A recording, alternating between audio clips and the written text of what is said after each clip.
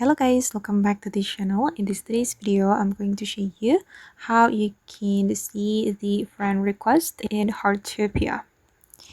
Okay, if you want to accept friend request in Heartopia, guys, you need to open up your mailbox.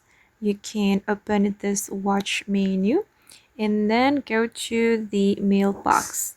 Okay, and then you will be able to see the friend request here, but for now I have no friend request. But if you have, you can accept the friend request right here.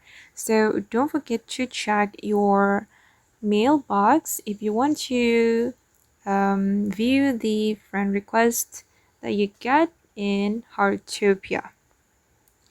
Okay guys, and that's how you can accept the friend request in Heartopia game. I hope this video will be useful for you guys. Thank you so much for watching, and if you found this tutorial useful, don't forget to hit the like button, leave your comments, and also subscribe to this channel. Bye.